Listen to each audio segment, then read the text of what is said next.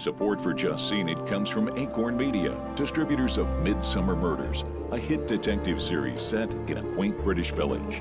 Now on DVD. More information is available at acornonline.com/PTV. On this episode of Just Seen It, we review the sci-fi thriller After Earth. It is right there, Katana. M. Night Shyamalan didn't make me care about what this planet was or why. The return of the Bluths in Arrested Development. Jerry. I have lupus. Arrested Development's back, and while there may be some changes to the structure and the way the story's told, it's still a really fun ride. We offer you our sci-fi favorites. Memories. You're talking about memories. And it's great because he plays this burned out cop who's kind of tired of being a Blade Runner. And check out the return of Superman in Man of Steel. You have to keep this side of yourself a secret. What was I supposed to do? Man of Steel fell short for me. It was super bland and super serious when it should have been super fun. All right here on Just Seen It.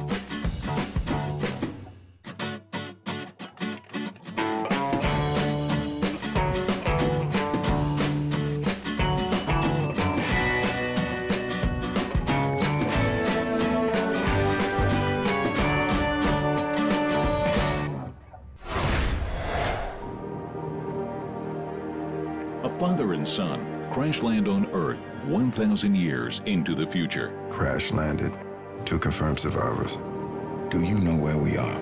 No, sir. This is Earth. But all the animals have evolved into ferocious killers. Every single decision we make will be life or death. Together they embark on a terrifying journey to survive in After Earth. Hi, I'm Salim. I'm Sean. And I'm Brenna. And we're here to talk about the movie After Earth. We've all just seen it. Brenna, take it away. There's a lot of problems with this film. The biggest problems are the conceptual problems. There are problems with this world, and there are problems with these monsters. Cypher tells Katai that everything on this planet has evolved to kill humans. Right. First off, with creatures that big, evolution wouldn't take place at any noticeable amount in 1,000 years. And on top of that, if there's no humans present, they wouldn't evolve to kill humans. There's no catalyst for the evolution.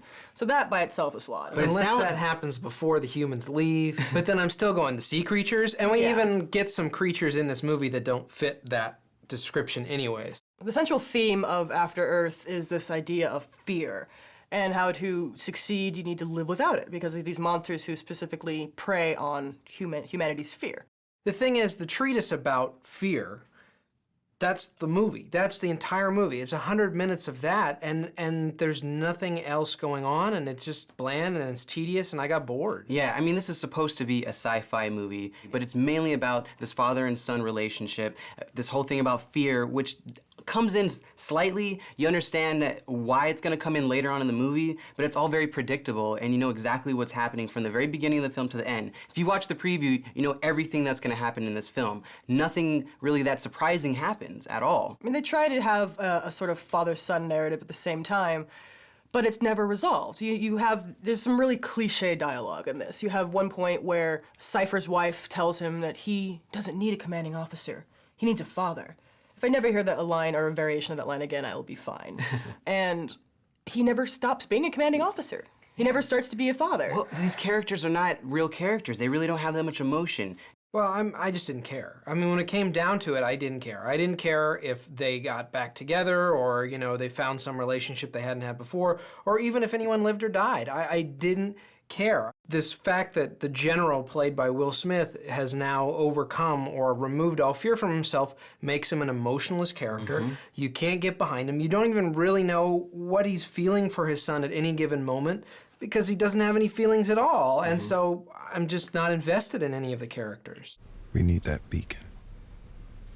You understand?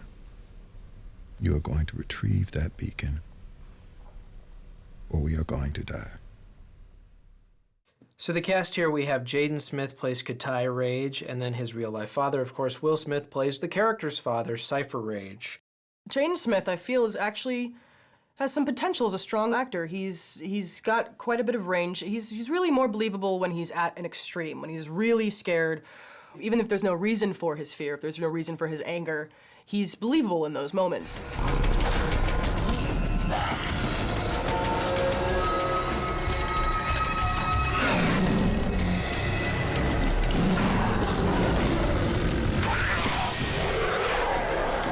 Bless his heart. I rooted for Jaden Smith in this movie, but I just didn't feel he was a mature enough actor to handle the material. I didn't think he had the range, and those moments where he does have to feel emotion just came off very false to me. And I don't know if it's his fault or the fault of the character. They didn't feel real, lived-in people, and because of that, he was never really allowed to really do that much with the character. The bread and butter of these two guys is being overly confident, being funny, and also being action-oriented, which we saw that he can do very well in The Karate Kid. Yeah, and I mean, Will Smith became a movie star because of his charismatic, everyman qualities, and to see him play a character that basically is without emotion whatsoever, it's like, I don't want to see that. It is right there, Katai.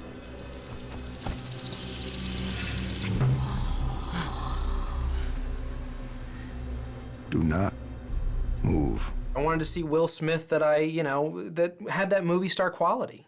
So let's talk about the fearless leader, I guess, a little bit, M. Night Shyamalan. M. Night Shyamalan does small humor very well. It's one of my favorite parts about Signs, and it's present here as well. Shyamalan should never have graduated to the big budget blockbuster because his movies that are good, Sixth Sense and Signs, they work on what you can't see. So for him to make these big budget films with all of these creatures out in the light, it's just not what made him great. Strong leads cannot save this tired premise devoid of any real juice. Stream it. Well, considering that there's all these dangerous creatures living on the planet, After Earth is not worth the trip. Skip it. After Earth isn't a bad film, it's just not a particularly good one either, so stream it. All right, looks like our votes head up to one full ticket, which is a stream it for After Earth. Cheers! Cheers. So I think that men are from after Mars and women are from after Venus.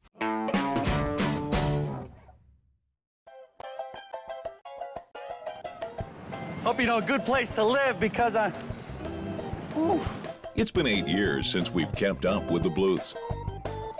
Each dysfunctional family member has tried their best to move on. Well, that's not a great sign. But they are strangely pulled back together in the anticipated return of Arrested Development. Hi, I'm Aaron. I'm Kevin. And I'm Brenna, and we're here to talk about the new season of Arrested Development available on Netflix. We've all just seen it.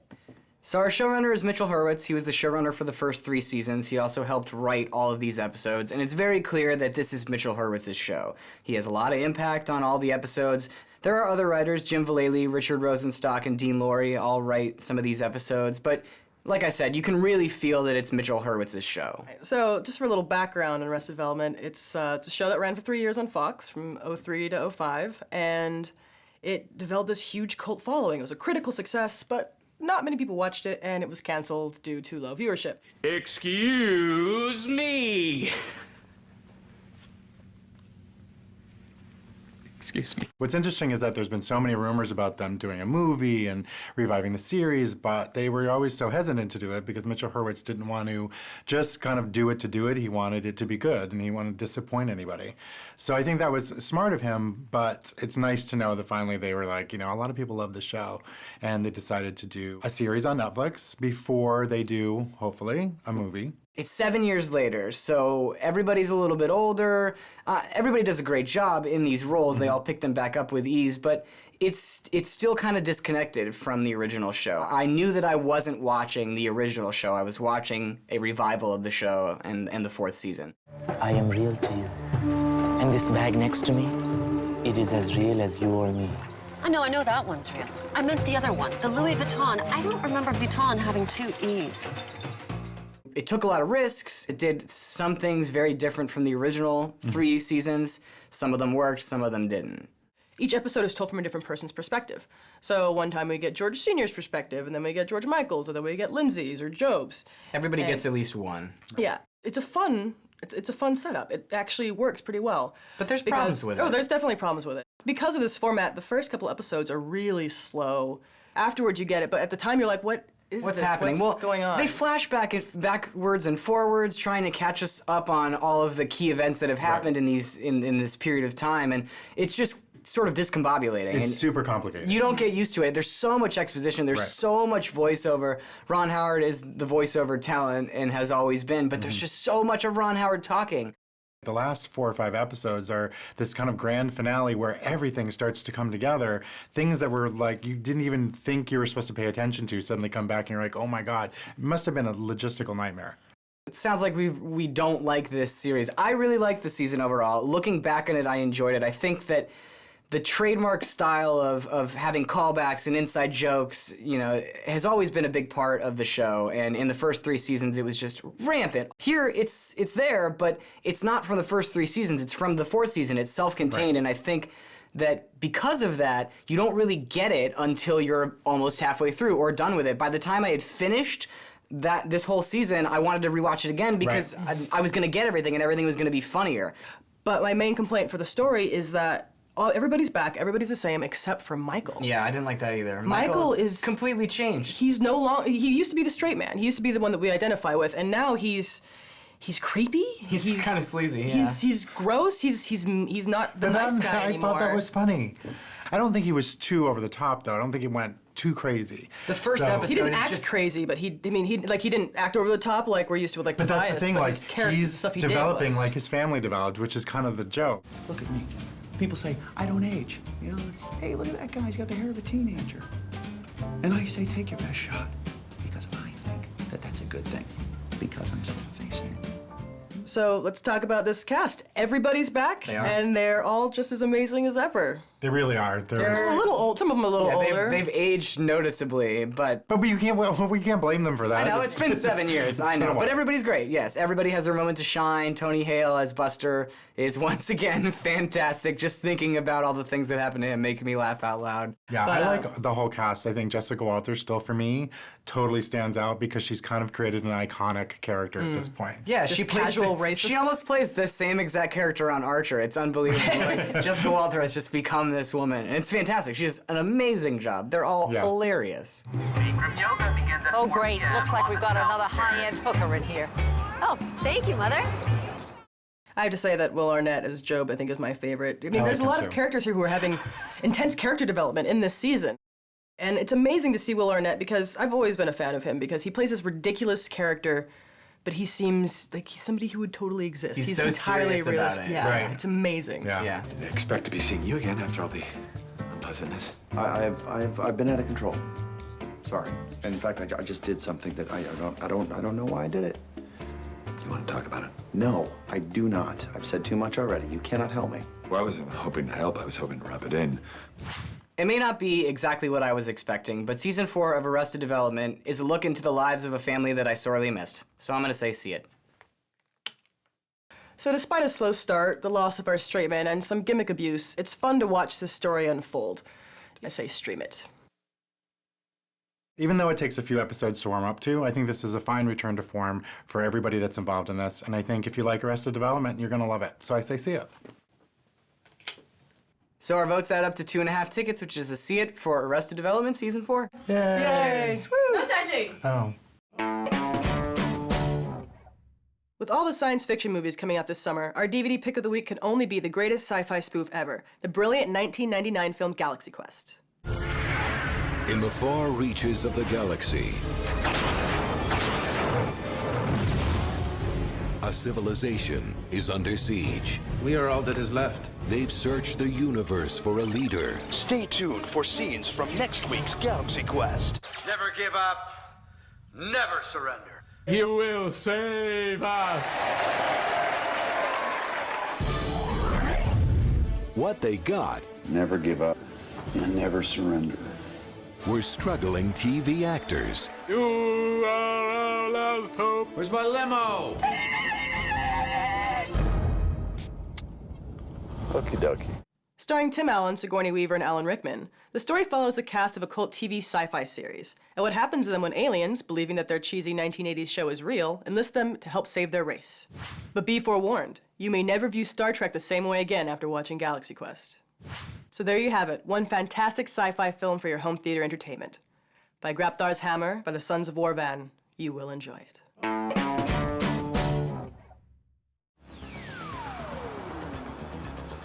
On this special episode, we spotlight our science fiction favorites.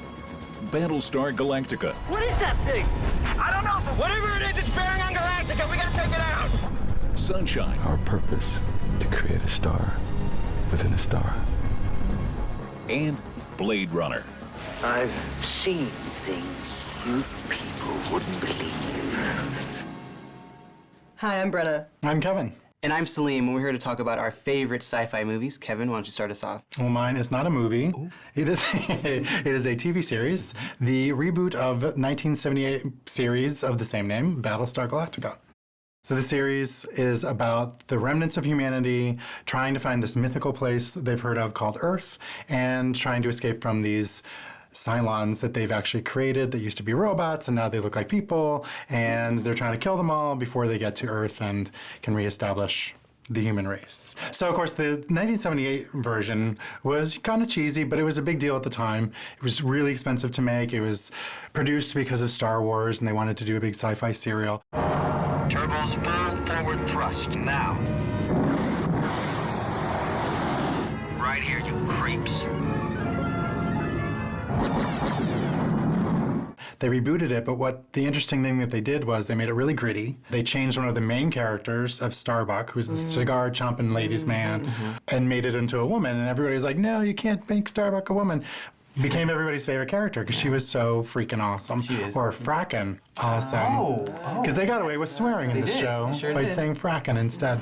They're through the fourth firewall. One left to lead access to our mainframe.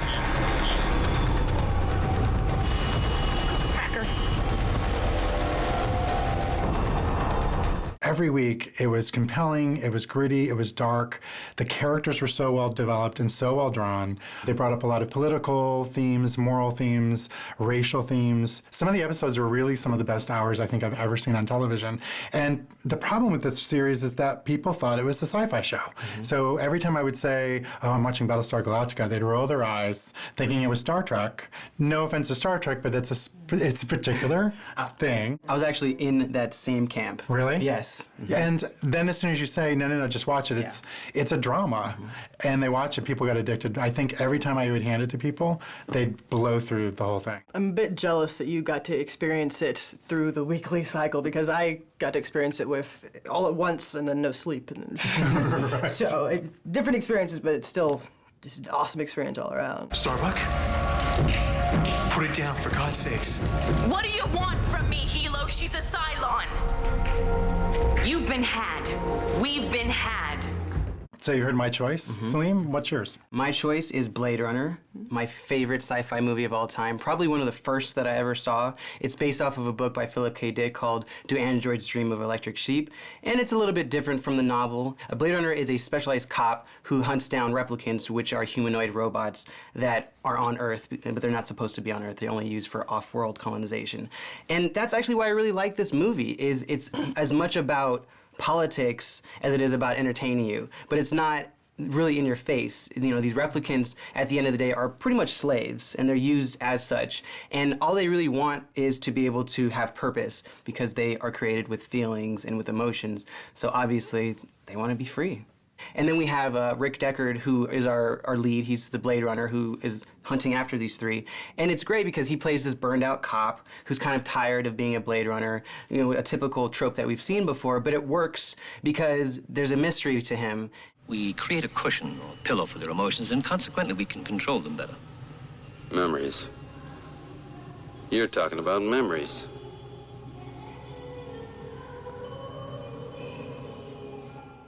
Rick Deckard could possibly be a replicant, could possibly not be a replicant. And I like that idea because it goes even more so into this idea that this is a New Age slave narrative. Also with this film is that people know it because of how visually striking it is and how important it is to other sci-fi movies that have done dystopian futures. Something like The Fifth Element or Total Recall. They all use this ideal of this future with these high skyscrapers and flying cars. And also, beyond that, it has this noir aesthetic. You've got a little boy. He shows you his butterfly collection, plus the killing jar. I take him to the doctor. You guys chose your fancy sabotaging robots, and I chose a bunch of humans on a ship. I chose Sunshine, Danny Boyle Sunshine, which is one of my favorite sci-fi films, one of my favorite films of all time. It's about this crew of humans who are going on a mission to reignite the sun 50 years in the future. The sun is going out, and they have this nuclear payload, and they're gonna hopefully drop it in the sun and start things up again.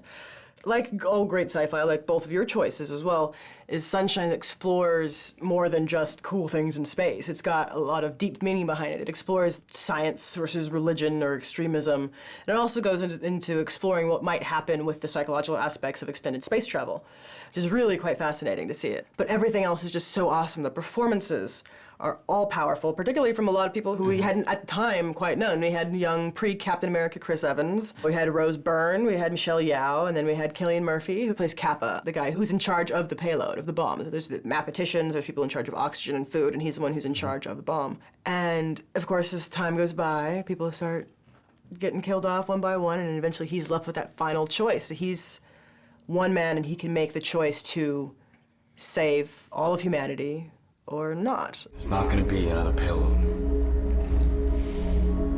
The one we carry is our last chance. Our last, best hope. It morphs from this very realistic, very science-based, even if it is a little wonky science, this very science-based world into a completely abstract one as they get closer and closer to the sun. The biggest problem with this film, besides some of the scientific inaccuracies, is that it was marketed poorly. It's beautiful, it's fantastic, and it made zero money at the box office because they marketed it as this big space slasher, and that's not what it was at all. So people who went to see it were confused and didn't know what was going on, so it kind of tanked, but it's become a cult phenomenon since then.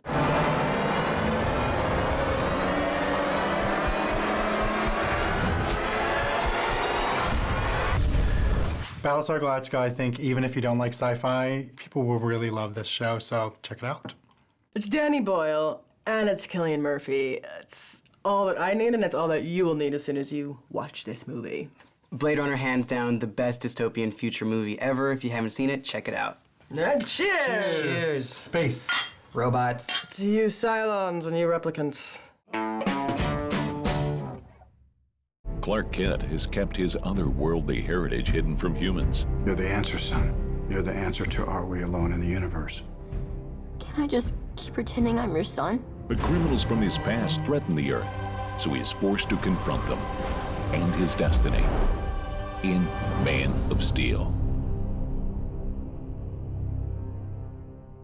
Hi, I'm Leah. I'm Scott. And I'm Aaron. And today we're here to talk about Man of Steel, directed by Zack Snyder, produced by Christopher Nolan.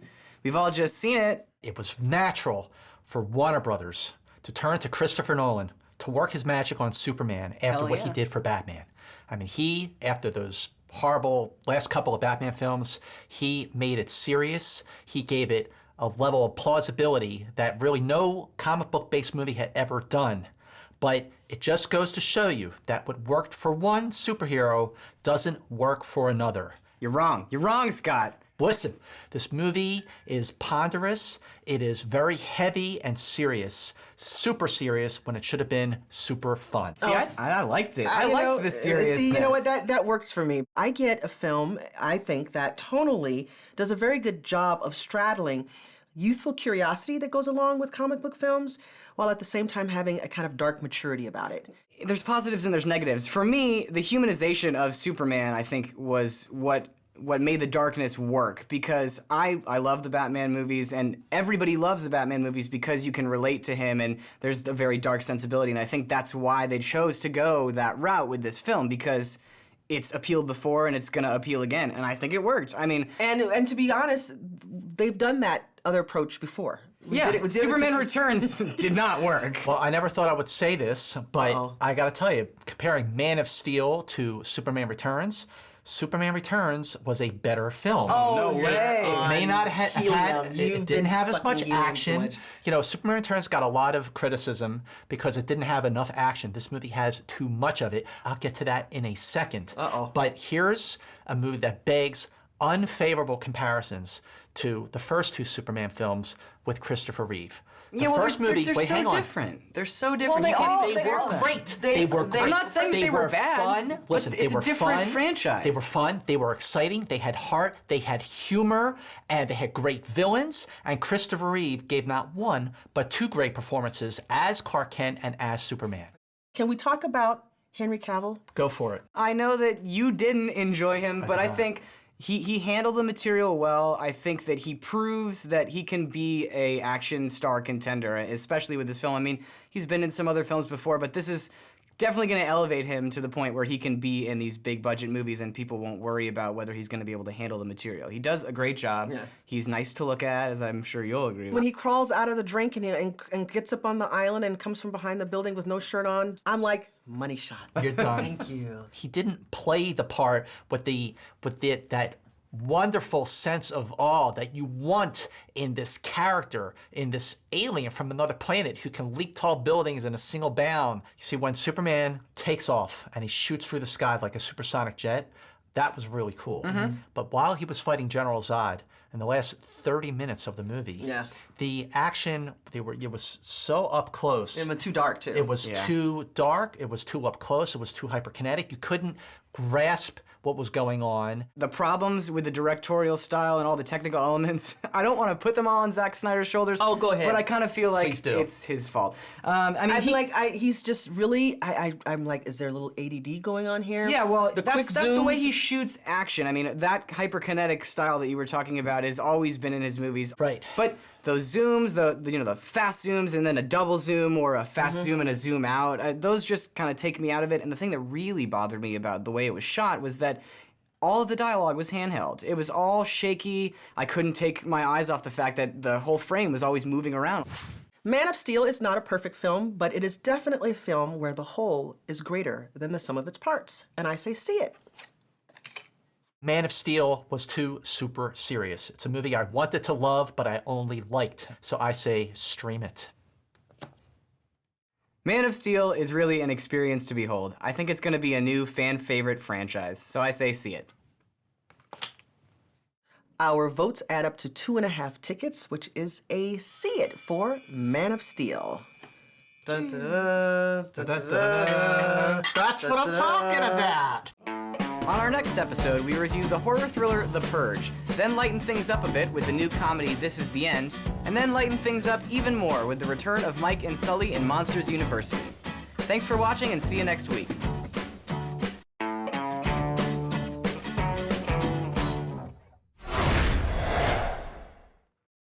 So I guess we like this movie. Yeah, huh, kinda. I guess. We're good.